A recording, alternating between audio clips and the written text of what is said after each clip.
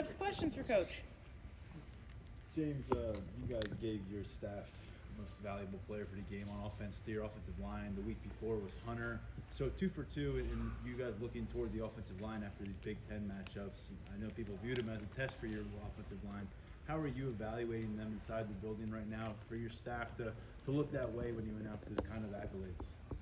Yeah, it's not like, this isn't everybody gets a trophy or everybody gets a smiley face type of deal. We watch the film, we evaluate it, and we kind of make decisions based on how guys perform. One of the things I thought was really cool is those guys got, I think, the Joe Moore Weekly Pancake Award or whatever it was. To me, that's like the best and coolest award in college football because it's given to a group, which to me is really cool. But with the weekly awards, it's not like we're trying to spread the wealth, or it's not like we're trying to build confidence or any of those things. We just grade the tape and give it to the group or the guy that we think is most deserving. What has Phil done? I guess now that he's in year 4, he's had a chance to also on the recruiting side and the developmental side. What has he brought comprehensively to that position room for you? Yeah, I think all the things you mentioned. He's recruited well. I think we have developed well, not only on the field but also in the weight room. As you guys know, nutrition as well. I think Leanne and the nutrition department have done a nice job. We got a lot more food available now, under Pat. That's been a big win for us as well. So it's really all of it. But Phil's been really good. He's got great experience. I think, when you have a guy that's won 2 national championships as a college player, and then also found a way not only to make it in the NFL but be able to play 4 to 5 years, he's got instant credibility with the guys as well as with recruits. And he's done a really good job. He has the guys over at his house all the time. They got a really strong connection and network. And then I think Frank Leonard's been a nice complementary piece to Phil as well. So it's been a positive, and I think we're headed in the right direction. But we gotta continue to grow, and we gotta continue to evolve at that position throughout the entire season. James, we're entering burnt red shirt territory. How would you assess the play of the 4 freshmen who have played in the 4 games? And have you begun to have those conversations with some of the other freshmen, whether you guys want to burn their red shirts or not? No, nothing has changed. I mean, we have the guys that we had as green that we're going to play, and those guys, the model hasn't changed. We're going to continue to play those guys.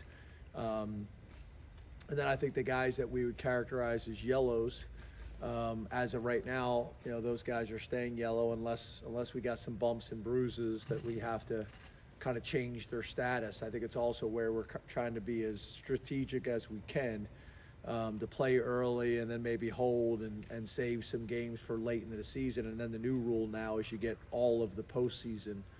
So it's not really, I think, your question was about 4 games. It's with the postseason, it could be a lot more than that. Curious, we've asked you about Manny a ton since he got here, but with this year's group specifically, what do you think he's done well to lead to this hot start?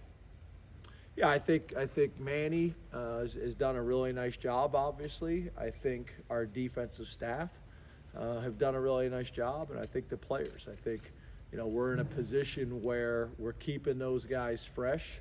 We're playing a lot of guys. We got talent and depth. And I think our guys are getting more comfortable and more consistent playing within the scheme. I think year 2 plays a part in it as well. Kind of all those things. And then I think, from a scheduling perspective, opening up with a Power 5 opponent who's playing well, I think we've been tested as well. So I think we're doing a good job, really good job. And, I think Manny's done a really good job of not just from a scheme standpoint, but leading that side of the ball. And I think really all of the assistants have done a great job in terms of reinforcing the overall message of the program, and then specifically Manny's as well. Done a great job. James, you touched on the atmosphere that you played in front of last week. it's obviously going to be a different atmosphere this week. How do you make sure that the guys maintain the sort of energy that they're going to need at 11 a.m. in what might not be a ton of people? Well, I think just being honest, just being very honest about what it's going to be like. These guys are 2-0 at home. You look at Northwestern, they've typically had good home records. Why? Because it can be challenging to play there. They're used to the environment. Other people may not be. It's going to be very different than what we played in last week. So just being transparent and honest. Are we internally motivated? Or are we externally motivated? But for me to act like it's not a factor, it is, and you got to get prepared for it. We haven't had any music, even our period 20. You guys know we usually play the Phil Collins, and it's usually blaring. And they were asking me to turn it up today, and I said no. So just little things like that. But at the end of the day, it's going to be about us executing our jobs and our assignments, and playing the game for each other, and playing the game for our love. For the game of football and for our teammates, and playing up to our standard no matter the circumstances. Coach, Alex Falcons and Curtis Jacobs on defense in the kicking game. Just talk about what they've been able to bring these last couple games. They've been very important and instrumental in both. Yeah, Falcons is doing a nice job. He's an older guy. He's got some pretty good experiences. And I think is kicking the ball and playing with confidence right now. We need to continue that building. And then Curtis has played a ton of football here, kind of steady Eddie, and then has been able to make some splash plays, however you want to describe it, as well. I thought last week he played as fast and as physical as he's played this year. So we need those guys to continue to play this way on a consistent basis for the rest of the season, starting this week. James, Sal Wormley said this morning that he's more comfortable and confident playing with the play style and the playbook. How would you evaluate his play so far this year? Yeah, I think Sal's playing well. He's played a ton of football here. He's been in the same system for a while. I think he had a really good off season. I think he's playing well, and he should be as a veteran player at this point of his career. And obviously, there's a lot of confidence that comes from that. James, a couple times since Saturday night, you've mentioned making sure that your players and coaches don't get bored with, in game with the style of play. I was curious, what does that look like, from your perspective, if you see that, and where in your career have you picked up on that as a coaching point?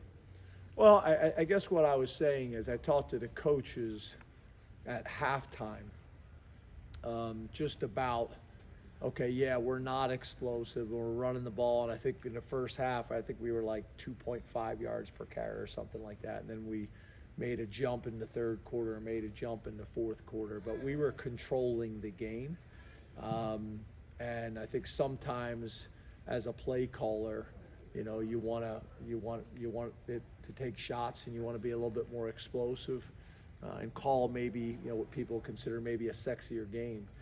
But this was working for us. It was working not only for the offense, but it was working for the defense, and we had control of the game. So I just felt like that was a message that needed to be sent.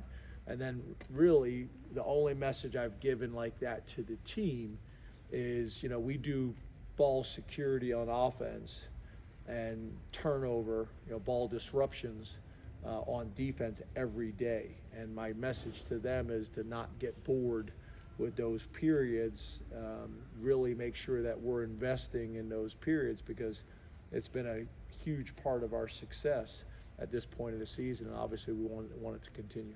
Can it pay dividends, the fact that your defense is only on the field for 14 minutes in the middle of the season? I mean, will that help with longevity for this team? Yeah, I think that, and the point that I made earlier in the week where I think we've played 86 less plays on defense. So, the combination of 86 less plays, the offense and the style that they're playing, the scores allowing us to substitute, all those things hopefully puts us in a position to have a healthy team this week, be healthy and fresh in the fourth quarter this week, and then hopefully all these small wins and adjustments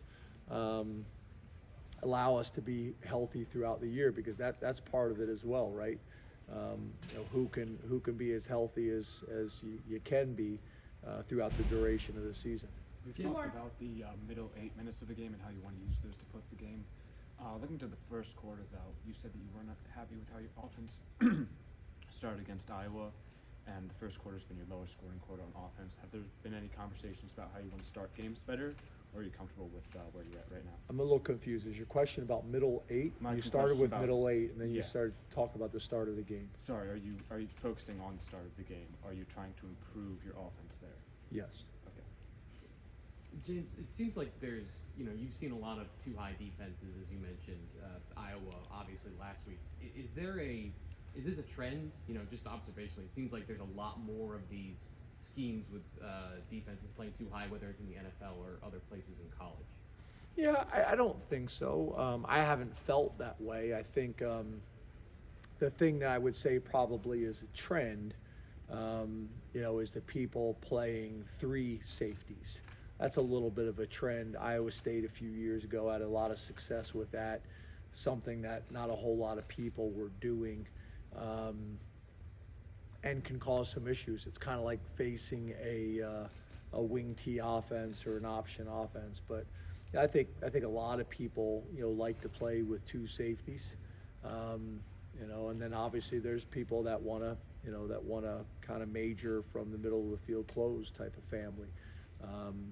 And there's people that do a little bit of both. But yeah, I haven't sensed or felt like there's more people playing with 2 safeties this year than in years past. And then obviously there's a big difference between 2 safeties with a cover 2 philosophy, 2 safeties with a quarter half philosophy, and then 2 safeties that are playing quarters. Because really quarters you could really put into a totally different family, because it's a way to play middle of the field open, but really technically have 9 guys in the box. Thank you, Coach. Thank you. Thanks.